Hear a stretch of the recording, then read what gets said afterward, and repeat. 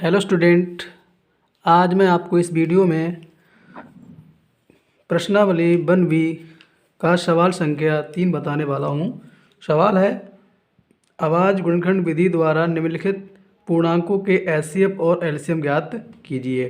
तो जैसा कि आप पहला सवाल देख रहे होंगे 12, 15 और 21, इनका हमको अलग अलग करके अभाज्य गुणनखंड करके इनका एचसीएफ और एलसीएम ज्ञात करना है। जैसा कि मैंने क्वेश्चन करके दिखा दिया है।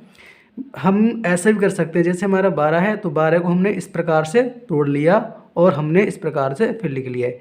इसी प्रकार 15 को भी हमने इस प्रकार लिख लिया और फिर इस प्रकार 21 को भी 3 गुणे 7 में लिख लिया। अब मैं बात करता हूँ एचसीएफ की। तो एचसीएफ देखिए क्या होता है, एचसीएफ। एचसीएफ को हिंदी में मासा भी कहते हैं शॉर्ट में। तो देखिए एचसीएफ क्या होता है कि जो संख्या, जैसे हमारी 3 संख्या दी हुई 12, 15, 21 और इनका गुणनखंड दिया हुआ है 2, 2, 2, 3, 3, 5, 3, 7। तो इनमें जो संख्या हमको तीनों में मिले,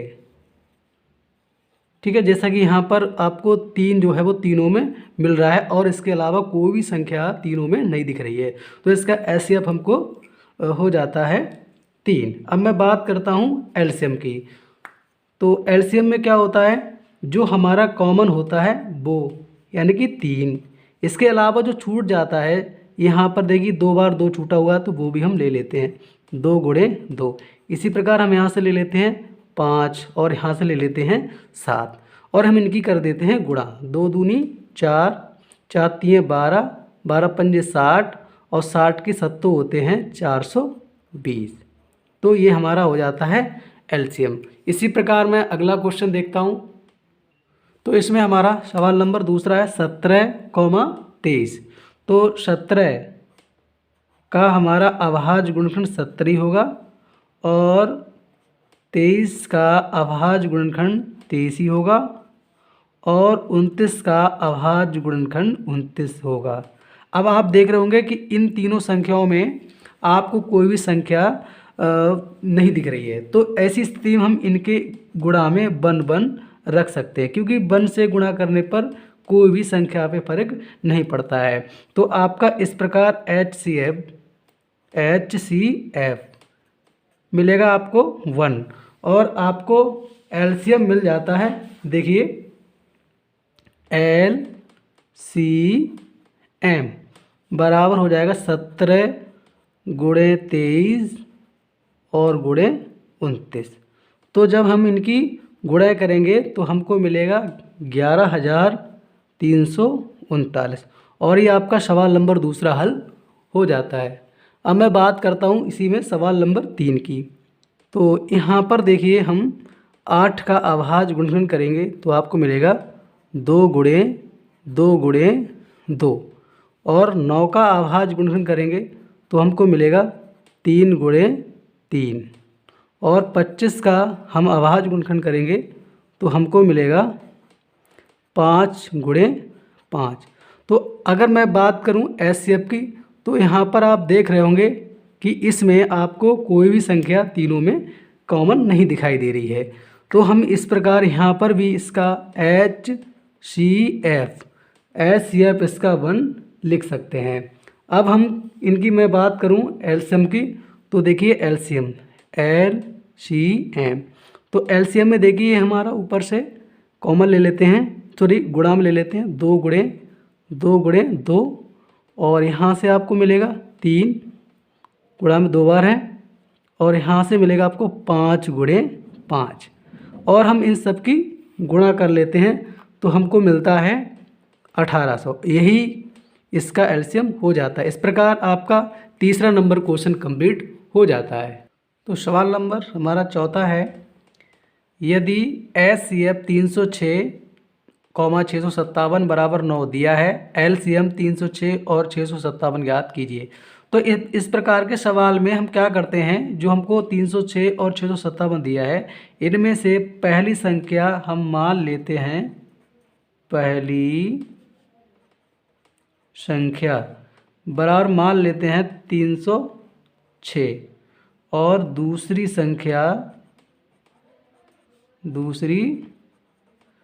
संख्या बराबर हम मान लेते हैं 657। 57। और आप देख रहे होंगे इसमें हमको HCF दिया हुआ है, HCF बराबर हमको दिया है 9।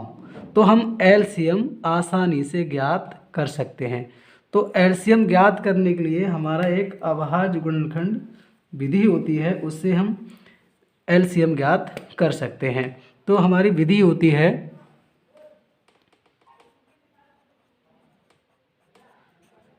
पहली संख्या गुणा दूसरी संख्या बराबर LCM गुणा HCF। इसमें से चाहे HCF पहले ले लो आगे, चाहे LCM पहले ले लो, इससे हमारा कोई भी फर्क नहीं पड़ता है।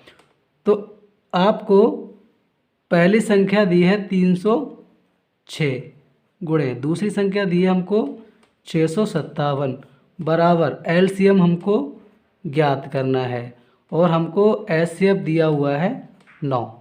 तो यहाँ पर देखिए जब हम LCM ज्ञात करेंगे तो जो हमारा 9 है वो इन संख्याओं के बटे में आ जाता है, मतलब 306 गुणे 657 और बटे में हमारा हो जाता है 9 और बराबर हमारा LCM। यहाँ पर हम 9 से इस 657 को काट सकते हैं, जिसमें हमारा जाएगा बार 9 सत्तू 63, बचेंगे 2 हो जाएंगे 27 और 9 तिये 27। इस प्रकार अगर हम यहाँ पर 306 और गुणे कर दें 73 और बराबर आपका LCM, ठीक है। तो जब हम गुणा कर देंगे तो हमको LCM मिल जाता है LCM, सॉरी यहाँ पे 306 लिखना भूल गया। 306 और 73 की जब हम गुणा करेंगे तो हमको मिल जाता है 22,338। यही हमारा LCM प्राप्त हो जाता है। तो इस प्रकार का हम क्वेश्चन इस प्रकार से कर सकते हैं। हाँ, तो हम अब अगला क्वेश्चन संख्या 5 देखते हैं। 5 है हमारा HCF 225,60 बराबर 225 गुणे 5 माइनस 10x। तो x का मान ज्ञात कीजिए। तो यहाँ पर आप देख रहे होंगे ये हमारा 225 और ये हमारा 60, इनका HCF ये नहीं हो सकता है, हाँ इसके रूप का हो सकता है। तो हम कैसे एक इस सवाल में क्या करेंगे, हम यहाँ पर 225 और 60 का क्लियर HCF ज्ञात कर लेते हैं। तो यहाँ पर HCF ज्ञात करने के लिए सबसे पहले हम छोटी संख्या से यानी कि 60 से भाग देंगे 225 को, जिसमें हमारा बाहर जाएगा 3। तो 3 छक 18 मतलब 180। घटाने पे यहाँ से आपको बचेगा 5, यहाँ से आपको बचेगा 4 और इस 45 से हम भाग दे देंगे इस 60 को। तो हमारा फिर भी एक ही बार जाएगा 45 एकम 45 और यहाँ से आपको बचेंगे 15 से हम भाग दे देंगे यहाँ पर 45 को। तो आपको 15 तिये 45 और यहाँ पर आपका शेषफल 0 हो जाता है। तो इस प्रकार आपका जो क्लियर HCF हुआ है वो आपको 15 प्राप्त होता है और हम इस HCF को इसके रूप में लिख सकते हैं। तो ज़रा देखिए,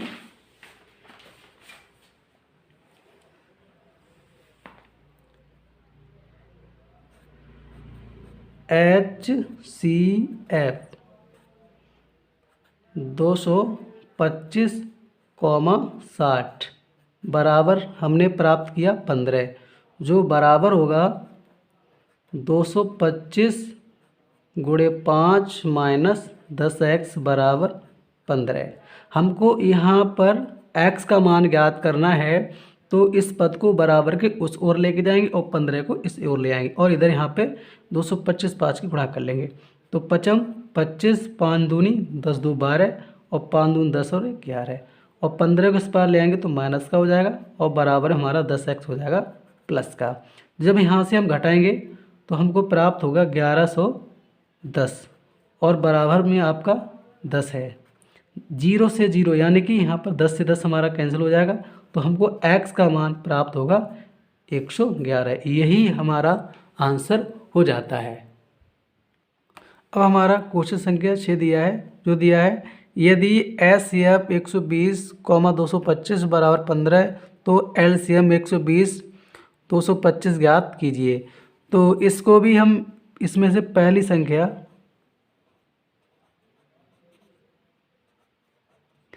संख्या हम मान लेते हैं 120,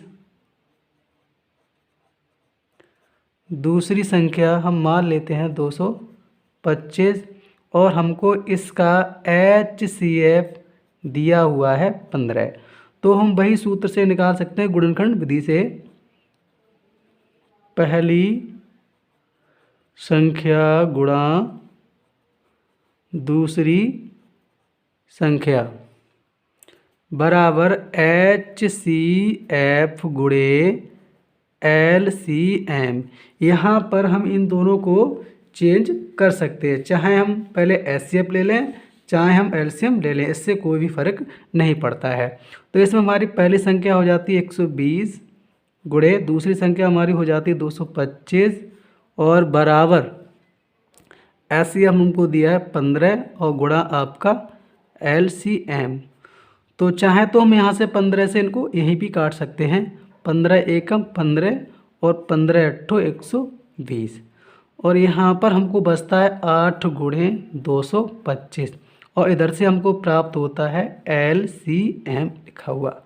तो ठीक है, इस प्रकार और 8 और 225 की हम गुणा कर लेंगे तो हमको LCM प्राप्त हो जाएगा। तो LCM हमको प्राप्त होगा गुणा करने पर 1800 और इस क्वेश्चन का आंसर हमको मिल जाता है।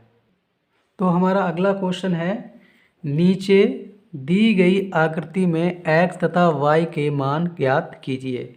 तो हम इस आकृति का दूसरा नाम वृक्ष भी कह सकते हैं। तो देखिए इस सवाल में हमको कैसे हल करना है और ये सवाल सबसे इजी होता है। इसमें क्या होता है कि जैसा कि यहाँ पर इस बॉक्स से ये दोनों बॉक्स हमारे निकले हुए हैं, तो इस वाले बॉक्स का मान इन दोनों बॉक्सों के गुणा के बराबर होता है, जैसा कि मैं आपको यहाँ पे नीचे बता रहा हूँ। ठीक है, तो यहाँ से हमारा हल स्टार्ट होता है।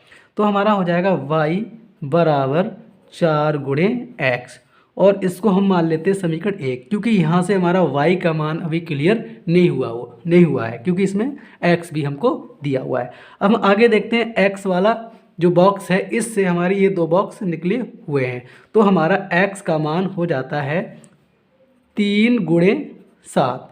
अगर हम इसकी गुणा करेंगे तो हमको 3 सत्तो 21 प्राप्त हो जाता है, यानी कि ये हमारा x का मान क्लियर हो जाता है और यही मान उठा के हम लगा देते हैं समीकरण 2 में। तो समीकरण 1 है x का मान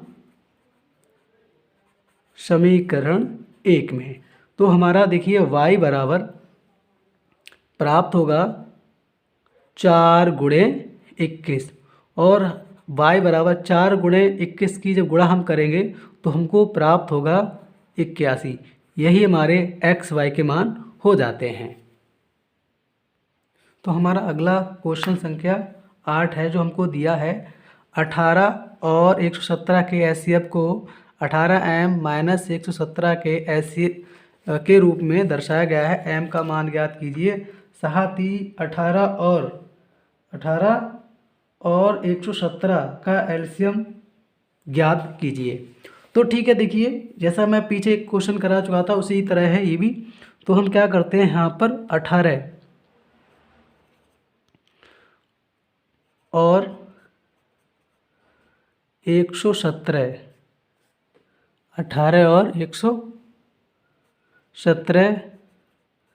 का HCF ज्ञात करते हैं।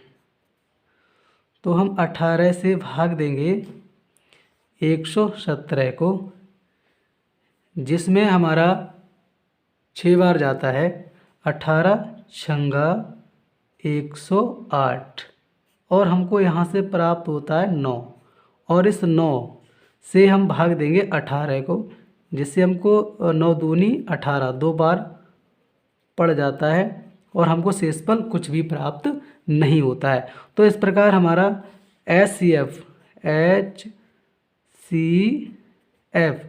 बराबर हमको 9 प्राप्त हो जाता है। अब जो हमारा HCF दिया हुआ है वो हमारा 18m और 117 के रूप में रख दिया जाएगा। हम इसको ऐसे लिख सकते हैं, 18 और 117 का HCF बराबर 9।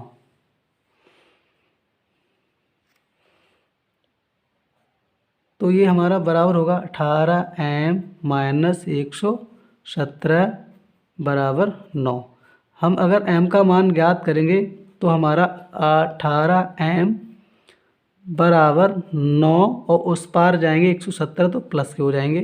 तो 18m बराबर हमारे यहाँ से हो जाएगा 126 और हम इसको 18 से काट सकते हैं। 18 सत्तो 126 तो हमको यहाँ से m का मान प्राप्त हो जाता है।